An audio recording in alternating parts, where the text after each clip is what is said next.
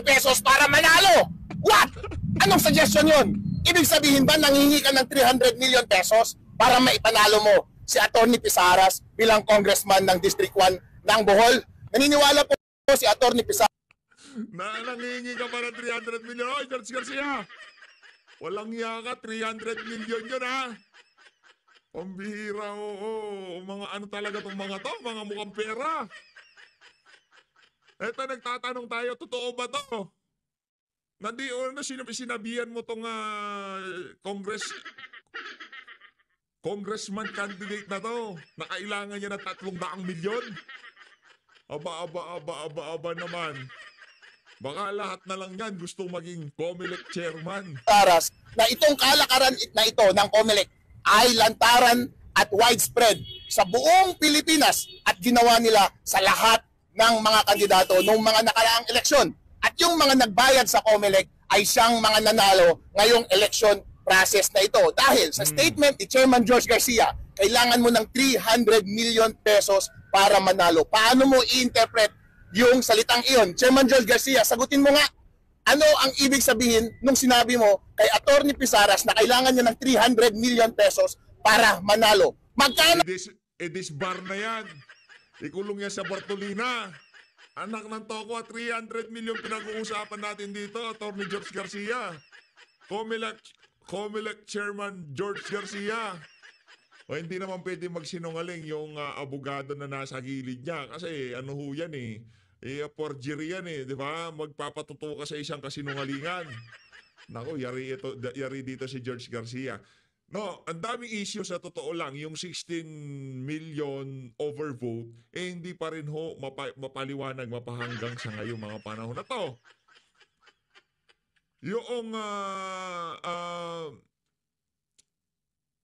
hindi magkakatugmang trinatransmit ng mga makina noong panahon ng kampanya, hindi pa rin masagot, mapahanggang sa ngayong mga panahon na to. Tapos biglang merong lulutang na 300 million. Di umano.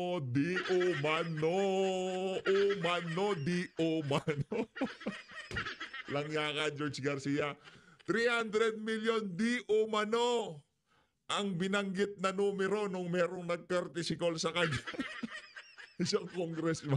Iwas puso ang sinabi mong halaga para sa mga ibang kongresista, ibang mga kandidato na lumapit sa iyo. Kaya hindi po nakapagtataka yung mga sinasabi na mayroong bilyong-bilyong salapi na nasa isang bank account, na nasa isang lugar, na ang may-ari ay isang makapangyarihang tao sa COMELEC. Hindi po ito chismis lamang. Ito po ay totoong aligasyon. Ito po ay pinaninindigan ni Atty. Pisaras. Nandoon po sa loob, nasa loob ng petisyon.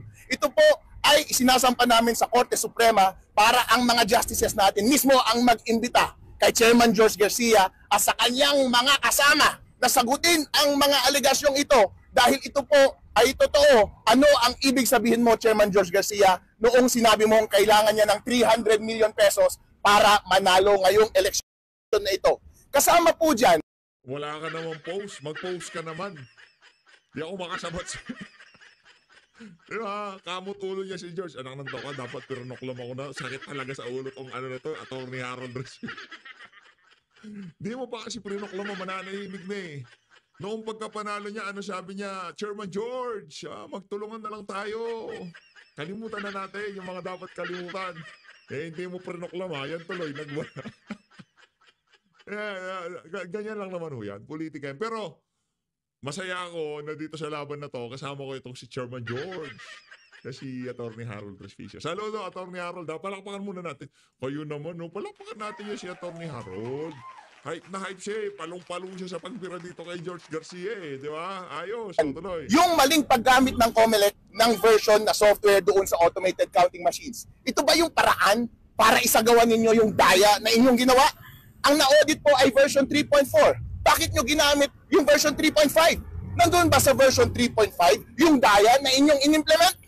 Ganon din po ang maling pag-implement ng COMELEC pagdating sa transmission ng mga election results mula doon sa automated counting machines papunta sa mga servers. Ang sabi po ng batas, diretso dapat mula sa automated counting machines papunta sa mga servers ang resulta ng eleksyon. Pero sabi mismo ni Chairman George Garcia na dumadaan muna pala sa data center 3 yung mga resulta ng automated counting machine. Therefore, namamanipulate po yung data sa gitna. Hindi po sinunod yung batas. Chairman George Garcia, sagutin mo po ulit ito. Ito po ba ay ulit ang inyong paraan para isagawa ang pandaraya noong nakaraang eleksyon? Chairman George Garcia, kailangan nyo pong sagutin lahat ng firmware na sistema, yung magkakasalungat na pag-transmit ng data, yung pagkakaroon ng consolidation server. Ang dami yung problema. Ngayon, 300 million naman. Tapos gusto nyo sa 2028, yan pa rin gamitin natin. Si George Garcia pa rin ang mangangasiwa ng botohan. Anak ng toko. Palitan na dapat palitan, di ba? Ano ho yan?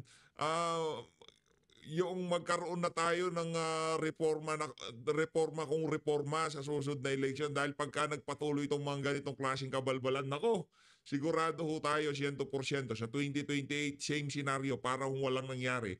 Lahat ng ating pinaglaban, lahat ng pag-iingay na ito si Attorney Harold Respicio ay sa walang kwenta, ika nga. Dapat ho talaga, ngayon pa lang, kalampakin na ho natin to. Tuloy-tuloy na ho natin ang pag-iingay. Inumpisahan na nitong si Attorney Harold Respicio. Tapusin na ho natin.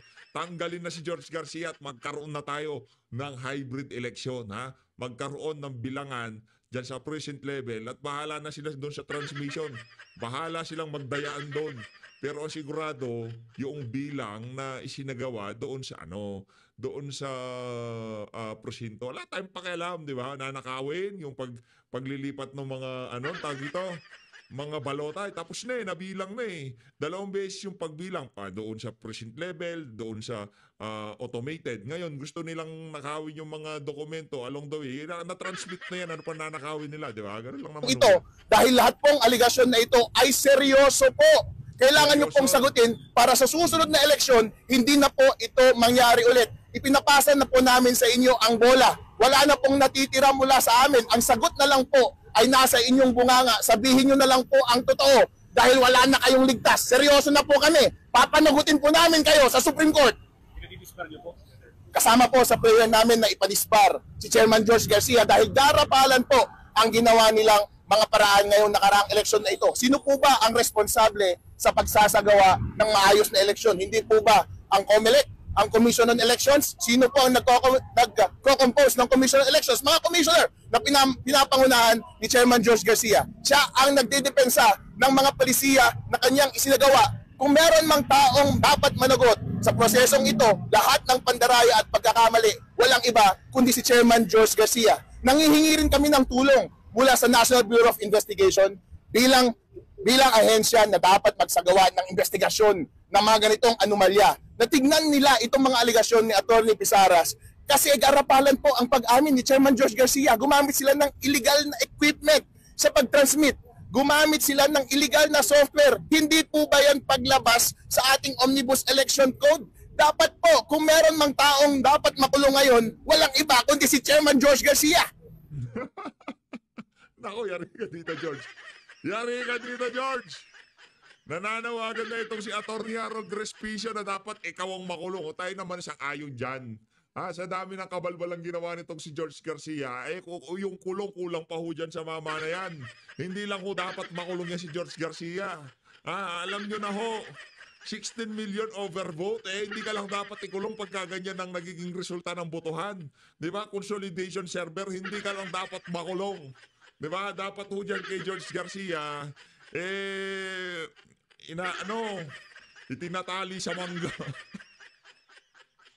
Ano to ko? Sila ho yung tagapagbantay ng boto. Sila ho ang binigyan ng kapangyarihan ng saligang batas para magsagawa ng makatotohanan o di naman ho kaya malinis na halalan. Hindi ho tayo binigyan ng gano'n ng ating COMELEC. Binigyan ho tayo, kumbaga, take it or leave it option. Election tayo? Ito gagamitin natin. Gusto nyo? Gusto nyo? Gusto nyo? Gusto nyo? Gusto nyo? Walang, gusto nyo? Ayaw? Walang gano'n. Gusto nyo? Gusto nyo? Kumita kami kasi dyan na sa mirror system na yan. Kailangan. Yan ang gamitin. Ganon ho sila. Hindi ho yung tipong Ano ba? Ano tayo? Mag-usap-usap tayo sa sambayan ng Pilipino. Sinasabi nila yung gastos. Kala mo concern sila sa pera ng sambayan ng Pilipino. Kabalbalan ho yun. Huwag yung paniwalaan si si Garcia pagka sinabi niya, para makatipid tayo. Para makapag-save ang pamahalaan. Anak ng tokwa. Makapag-save nga tayo. Puro kurakot naman yung naupo. Diba? Ganito sana senaryo. Okay. Class. Pilipino. Anong gusto niyong botohan tayo? Diba, this election, magbotohan tayo kung anong gagawin natin, no? Hybrid, automated, fully manual. Diba, ganun lang naman, ho, eh. Kaso, ano ho sila? Ika nga, sila lang ang nakakapag-desisyon. Walang partisipasyon ng mga kababayan natin. Hindi ka makakaangal. Pag umangal ka, kakasuhan ka ni Chairman George. Dito na ho tayo kay Aling Princess, dito kay Atty. Princess. Ayan na, sa mga nakamiss sa kanya, ito na. Spokesperson Namiss nyo, eh. for the House of Representatives, ma'am. Good morning, everyone. Maraming salamat sa inyong lahat for always being there to keep the public informed sa mga nangyayari dito sa House of Representatives. Natapos na yung mga sessions natin dito sa 19th Congress. So, we are looking forward to what is ahead as we wait for the opening of the 20th Congress. So, I think we can go ahead with your questions. Thank you, Ma'am Princess. For today's first question, we call on Tina Panganiban Perez from GMA 7.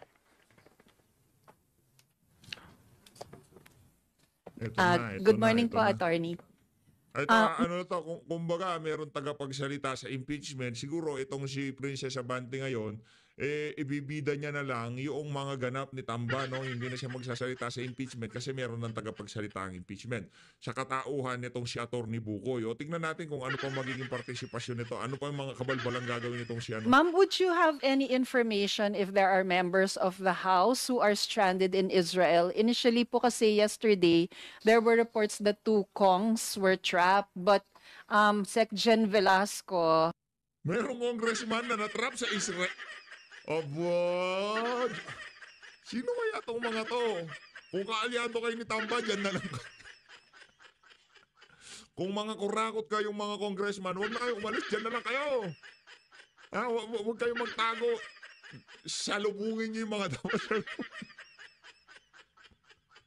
Identified 2 Kongs who requested for their travel clearance but canceled because of the tension in the area. So, meron po bang bumiyahe papunta doon or dumaan doon? Sa pagkakaalala ko, hindi mga miyembro ng Kamara ang mahilig mag-abroad. Pero, ganun. Sigurado ka hindi mahilig mag-abroad si Joel Chua? Sigurado ka hindi mahilig mag-abroad si Joel Chua? Langya ka, oo. Wala, sigurado ka, si Tambunting hindi mahilig mag-travel yan.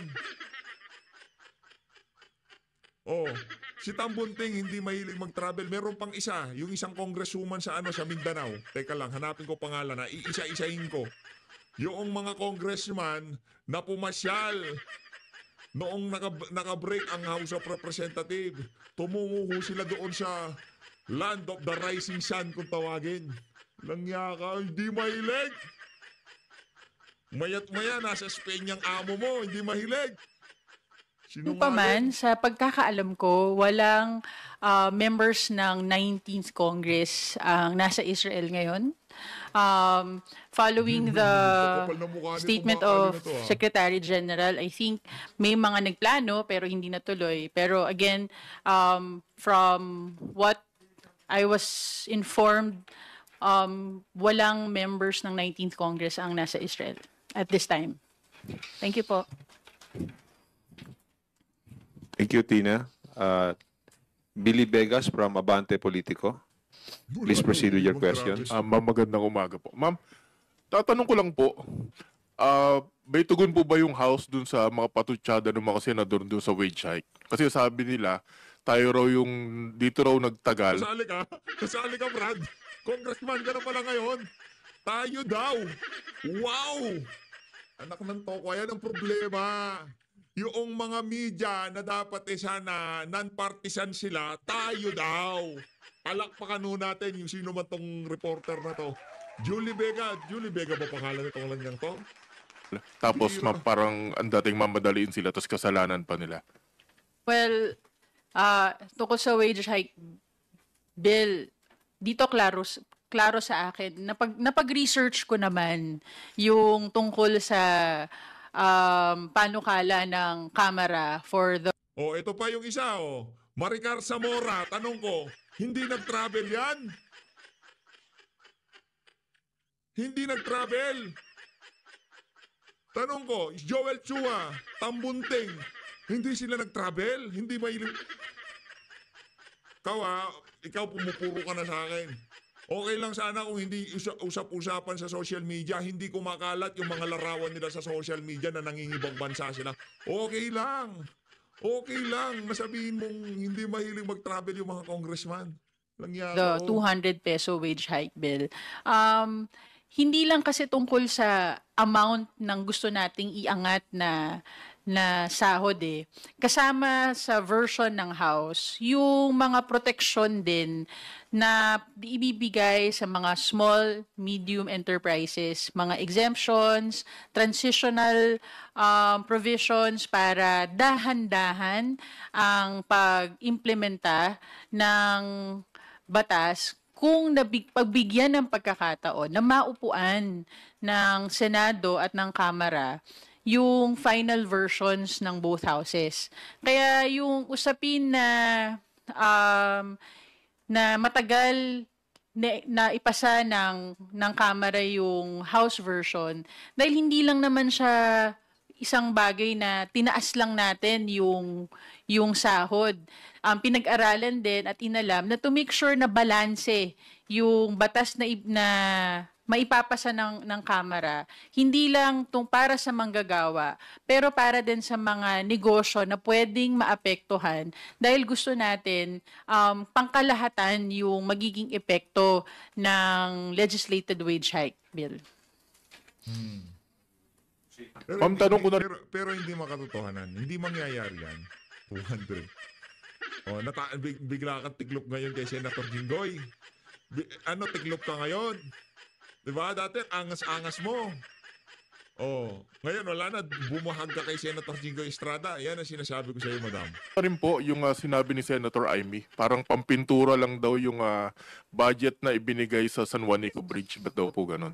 Well, according na ito public records naman to, no, yung mga budget allocated for the San Juanico Bridge since 2018 pa. Even the time na bago pa naging speaker si Speaker Martin Romualdez, and bilang isang taga Tacloban, as the representative for that region, talagang part of his advocacy to ensure na may akmang mga pondo para sa mga programa at proyekto sa kanyang pinaglilingkuran. Makikita natin na tuloy-tuloy naman ang naging budget allocation para sa San Juanico Bridge for its maintenance, rehabilitation. Siguro, si Senator Amy, since she is very much concerned, talangan din natin tanongin, ano naging ambag niya bilang senador na kasama naman sa tungkulin niya ang pag-ayos ng budget ng bansa dun sa pangangalaga ng San Juanico Bridge. Teka lang. Di ko dito kinakampihan si Manggagamit, ha. Di ko sa kinakampihan ko si Manggagamit dito. Noong ipinasa ang BICAM, nung nagkaroon ng bicameral conference committee na yan, di ba, magpipirmahan, yung mga hindi napagkasunduan ng mga provision o mga budget, dyan pag-uusapan. Tama? Ngayon, hindi siya pumirma dyan. Partida, hindi na siya pumirma dahil meron siyang objection, Your Honor. Diyan sa ano na yan, diyan sa bicameral report na yan, wala nga siyang nagawa. Diba? Wala nga siyang nagawa. Tapos sasabihin mo yung budget pa ng San Juanico Bridge. Walang ya pala itong mali na to eh. Senator ba to, hindi pumirma. manggagamit, hindi pumirma. Ang daming hindi pumirma dyan sa BICAM report na yan. Dahil falsifikado ang budget ng amo mo. Meron ba silang nagawa? Anak na to, wala silang nagawa. Kasi ang masusunod pa rin, yung pagiging spoiled brat ng amo mo. Lagyan na. Pero in fairness, madam, talagang inaurahan mo kami ngayong araw. Diba? Kumbaga, binigay mo, ika nga, diba? Pabisti-bisti na lang kasi yan. Sa mga naunang press ko niya, naunang press release niya, sabi siguro, parang natatalbugan ako nitong si Claire Castro, Oo, ngayon, bumiraho siya, tingnan nyo naman, di ba? Pambihira ka. Thank you po. Thank you, Ganyan lang, Bibi. madam. Ganyan lang. Yung mga bagay na hindi mo dapat sabihin dahil hindi ka makakaporma sa mga senador, sabihin ko sa iyo, lalamunin ka ng buhay ni Jingo Estrada. Lalamunin ka ng buhay nitong si Chis Escudero pagka ano mo sila. Madam, tagapagsalita ka lang.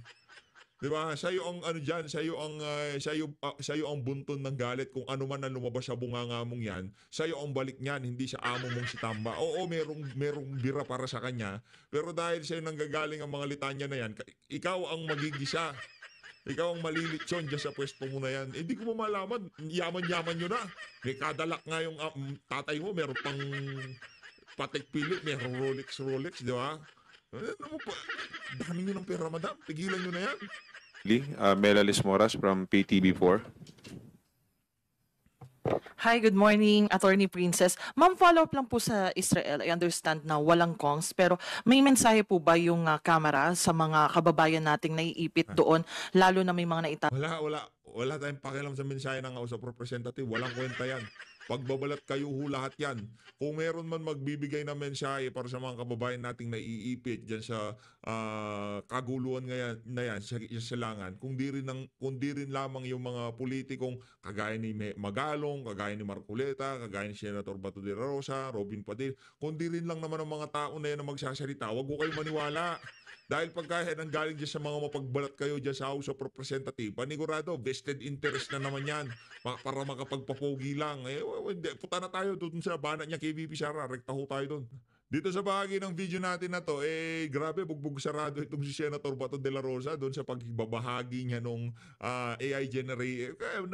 Nagka-stigma yung AI generated. Wala nang problema doon sa AI generated na ibinahagi niya.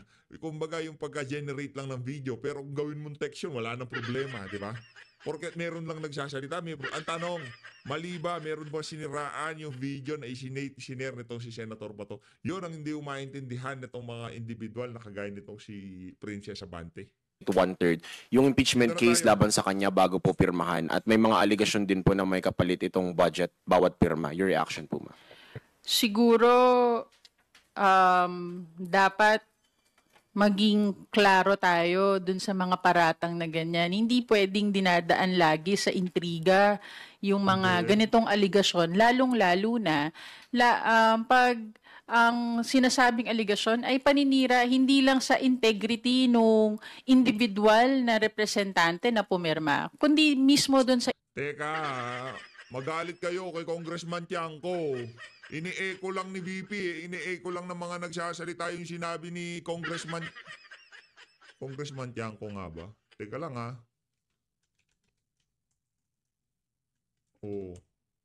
Oo, tama si Kong Tiangco. Diba? Sinabi lang naman niya napilitan, nabayaran yung iba mga pumirma, hindi naman galing kay VP kayo. sa institution nabubulig na ka pa. kinabibilangan ng mga representanteng ito.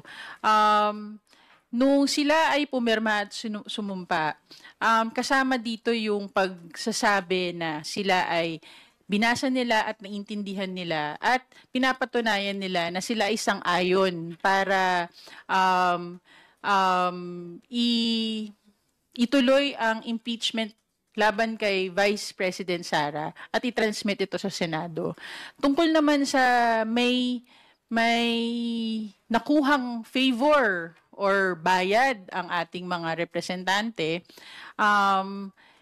naniniwala ako na yung 200 plus na congressmen na pumirma doon sa impeachment ay pumirma hindi para sa halaga o anumang pabor na makukuha, pero para sa paninindigan, sa sarili nilang paninindigan. Baka masyado na silang nasanay na lahat ng galaw ng kanilang mga kampe ay kailangan may bayad. Pero Nako. dito sa Kongreso, dito sa Kamara, hindi ganyan ang mga miyembro ng Kamara na kailangan Oo, ito ako. Sabihin mo yan kay Congressman Toby Tiangco, wag sa akin. Si Kong Toby Tiangco nagsabi na yung mga congressman na pumirma sa impeachment, karamihan napilitan dahil tinatakot sila, natatanggalan sila ng pondo. O yung iba naman, mayroong pabor na bibigyan sila ng 150 million kada pirma. Hindi galing sa amin yan. Diba? Galing sa mga galing sa mga malalaking tao sa social media na mayroong access sa mga ganyang klaseng informasyon.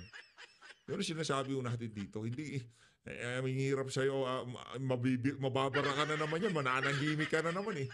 Ilang araw siyang nanahimik, di ba? O, nasaktan siya doon sa bahan dito si Senator Jinggoy. O ngayon, mananahimik na naman yan. Ano natin, subukan nating i-splice yung video niya na binabanatan niya si Senator Jinggoy para makatikim na naman tong walang yang. kailangan bayaran para gumalaw. Ang importante, meron silang integrity at meron silang paninindigan sa kanilang mga desisyon. Thank you, ma'am. Kakabit lang din po ng istoryang impeachment.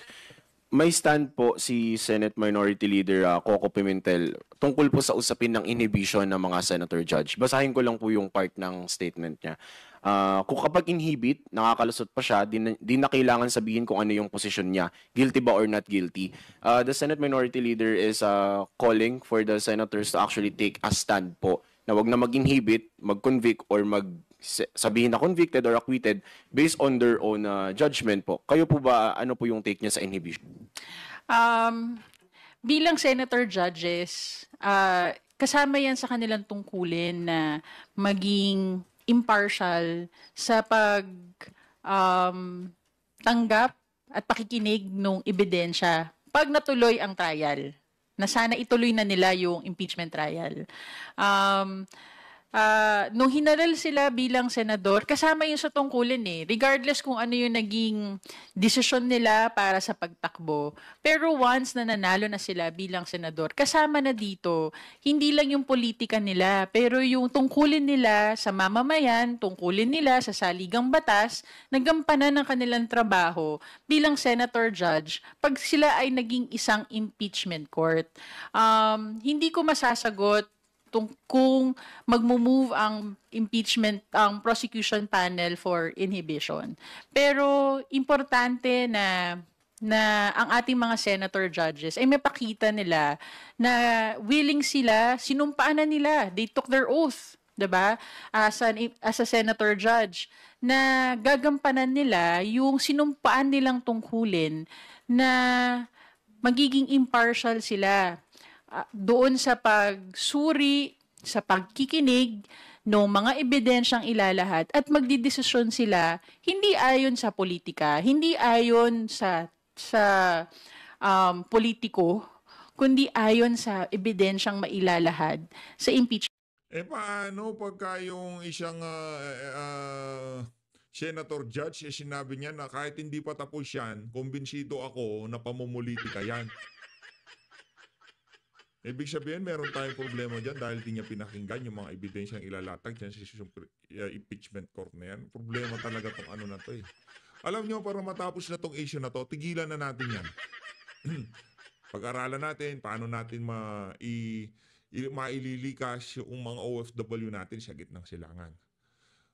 Anong ibibigay nating mga hanap buhay sa kanila kung sakaling makarating na sila sa Pilipinas? Yun ang pag-usapan natin. Itong mga ganitong klaseng issue, walang kakwenta-kwenta to, impeachment, naknantokwa. Walang kwenta ho ito, yung sa Okta. Kung pinapaniwalaan nyo yung Okta, kung ano man ang ilalabas na resulta niya sa mga survey nila, para yan lang ho yung nagdaang survey noong 2020, nagdaang eleksyon. Kung gaano kapalsipikado yung survey nila, ganyan din ho pagdating sa impeachment, VP Sara. Impeachment trial. It is their responsibility according to law, to the Constitution, and it is their responsibility to the Filipino people to see to it that they will decide according to their conscience, with impartiality, not based on politics or any political affiliation. Thank you. Follow-up lang, ma'am. So is it right to say po that somehow you share the same sentiment with Senate Minority Leader Coco Pimentel for Senator judges to take a stand? Si-share niya yung sentiment, hindi niya si-share ang sentiment. In the first place, wala siyang sentiment kasi tagapagsalita siya, ma'am. Ano ba naman niya? Tagapagsalita siya. Wala kayong pakialam sa feelings niya. Kung ano lamang ang tayo ng institusyon na representa niya, ba't tatanga-tanga mga ano na to, mga media na to? Saan ba kayo galing na diba? Saan ba kayo hukay na galing? Wala kayong pakialam sa feelings ng tagapagsalita dahil may principal yan. Ang institusyon na rin representa niya, yun ang tanongin nyo kung anong tayo. Halatang kargado, halatang kailangan na pera-pera dyan sa ano na yan.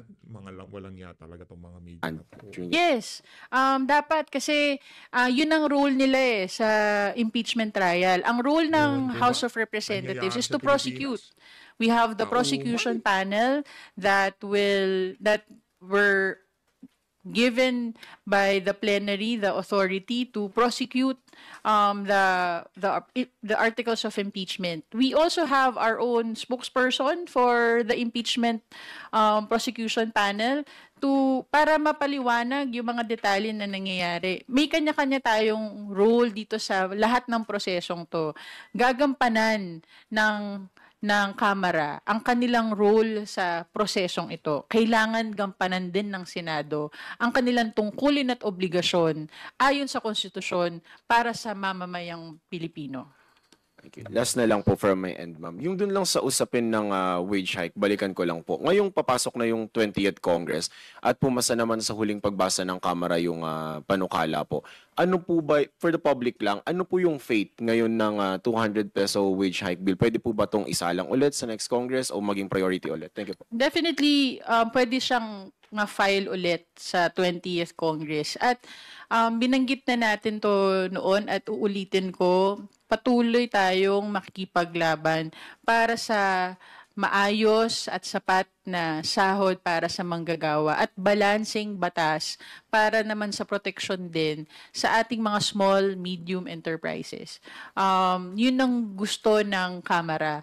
Hindi lang yung batas na maganda pakinggan sa publiko, pero isang balancing batas na makikinabang lahat ng stakeholders, ang ating mga gagawa at ang ating mga employees at ang mga employers. Thank you, Earl. Tina Panganiban Perez from GMA7. Ma'am, balikan ko lang po yung sa tanong ni Mela on fake news. Doon sa measures na ifa-file po sa 20th Congress, do you think dapat mas mabigat yung parusa para sa public officials who will spread, create, propagate misinformation, disinformation,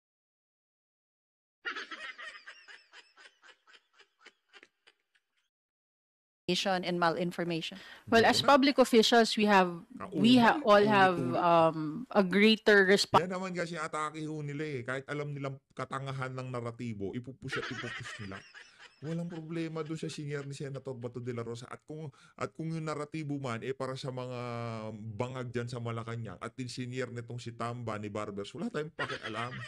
Kung yun ang naratibo at wala namang sinisiraan, na sinabi lang ng bata, naniniwala ako na ang impeachment na yan propaganda at paninira lamang kay BP Sara, kaya wag nang ituloy. Ano mali doon? Ay, nako. Sa totoo lang, pagkabukas mo ng computer, kung ganito mga balita bumubungan sa'yo, kung pansin nyo mga kababayan, medyo dumalang ang upload natin. Nasa na lang, 2, 3, ganon. Dumalang kasi medyo nauumay na ho tayo. Yung tipong paulit-ulit na lang. Yung dinadaan nila sa ganito para yung mga gagawa ng content mauumay na, yung tipong wag na, nagawa mo na yun pagka naman in-interview sila, papasadahan pa rin. Responsibility to advance truth and to avoid disinformation para sa public. Gusto natin ang bawat mamamayan ay laging pag sila ay nagdidesisyon ayon sa tamang impormasyon. Now, kung ano yung magiging penalties for public officials, it's really up to the plenary, to the members of the 20th Congress to initiate the legislation and discuss what would be the right penalties for public officials that knowingly, intentionally, and in bad Sabagay, if ever na ano yan, mapag-usapan sa House of Representatives, lalabas din yung issue nung kay yung sa Billionaire News Channel. 'Di ba? Yung isang PR firm na inutilize nila yung AI para magpakalat ng mga picture, paninira kay Vice President Sara Duterte. Pero dito hindi natin marinig na binabanatan nila yung PR firm na yun. Pero yung kay Senator Bato, share lang, hindi ho siyang may gawa. Share lang niya yung ewan ko ba? faith Nakakita pa nga ng propagate opening. fake news, disinformation, and use AI-generated Alam mo pagka ini-SS yung issue. Alam mo pagka meron silang naratibong pinupush eh. Dito ang naratibo ay siraan si Bato. Pakita na gumagamit ng AI yung mga taga-suporta ni Digong. Ganun ho eh. Diba? Pero sa totoo niyan, sila ho talaga palong-palo sila sa paggamit ng AI sa totoo lang. content to cause intrigues, instability, destability, and yung mga paninira sa ating proseso. Ma'am, on impeachment naman po, may statement po kasi yung spokes ng impeachment court na hindi raw sa kanila ang foot dragging kasi ang dami raw nilang nagawa in 1 week. Yung process daw ang mabagal gumalaw. Tapos disrespectful din daw ang litigants kapag kine-question nila yung korte. Kung gusto raw ng House na mapabilis yung proseso, i-file na raw yung dapat i-file. Well, action speaks louder than words, no? Siguro nakita naman natin yung mga nangyari sa mga huling araw tungkol sa ko-convene ng impeachment court. But yung katulad nga ng sinabi ni Presidente, we want the impeachment process to just continue. It is up to the prosecution panel to file the necessary motions that they need to file. But ito lang din po, no, aklaruin ko lang din. Yung mga requirements na hinihingi pa sa prosecution panel, hindi yan kasama sa Constitution eh. Ang requirement lang ng Constitution, a verified complaint that is sufficient in form and substance. That was voted upon by the members of the House of Representatives. That was transmitted to the Senate. A certification, similar to a certification of non-forum shopping, we do not find that in the Constitution. We need to abide by what is provided by the Constitution. Whether galing sa House or galing sa Senate. So, ang gusto natin maging maayos at tama yung proseso. And naniniwala naman din po kami that the House Prosecution Panel is ready. They are capable, they are competent to try this case before the Senate, before the senator judges, when the trial... Pag narinig ko nagsasalita itong Ali na to, parang walang dating. O medyo niya, naging alalay na lang siya sa atake kasi medyo napitik siya nitong si Senator Jinggoy. Trial proceeds forthwith. Thank you, Tina. Haji Camino from Brigada News. Attorney Princess, good morning po. In an interview po, si Vice President Sara Duterte confirmed na nagsubmit na daw po sila ng budget proposal of 733 million pesos mas mataas ng kaunti from the 700 million, dinagdagan na daw po yung sa education. When asked, hindi na daw po sila nag-request ng mas mataas na budget since ang sabi po ni VP, inaasahan na daw po niya na hindi sila pagbibigyan dahil hindi daw po sila kaalyado ng administrasyon. And number 2, sabi po niya, ayaw na daw po niyang napapahiya ang personnel ng OVP. Your comment po dito. Well, unang-una, maganda na nakikita natin sa statement ni Vice President Sara Duterte na nire-recognize niya ang role ng Kongreso, ng Kamara sa budget process. Magre-request siya sa House of Representatives ng budget. Sana may nare-recognize din niya na kasama sa responsibilidad ng Kamara, yung hindi lang yung makapag-request siya, kundi kasama sa responsibilidad ng Kamara, suriin. Yung pagpapasobra ng budget at yung iilang mga congressman lamang ang merong access doon sa fund. 'Di ba? Yung 5 billion, 'di ba? Yan yun. Dapat i-recognize si BP kasi pagka hindi mo i-recognize yan, mag-aaway kayo ni Romualdez at ni Saldico, yan na sigurado. Hindi rin-recognize ni BP eh. Di ba? Kinukuha yung 5 billion na dinagdag. O ayaw ni BP, yun, hindi niya rin-recognize. Ano nangyari? Naghalong bala sa tinalupan, no? Yung paggamit ng pondo na nailaan sa Office of the Vice President at I-recognize ma-justify din ng Office of the President yung budget na hinihingi nila. We will wait and see kung talagang i-recognize talaga ni Vice President Sara yung budget rule ng House of Representatives at rirespetuhin yung proseso ng pag-aproba ng budget. Doon po sa mapapahiya lang daw po yung personnel niya. Wala naman pong pinapahiya ang House of Representatives sa budget. Ang kapal naman ng mukha mo. Wala daw pinapahiya. Lahat na lang ng mga pumupunta dyan sa House of Representatives, kung yung naratibo kontra sa House of Representatives, sigurado mapapaya. Pagka nagkataon, makukulong pa sigurado. Process kasama sa trabaho ng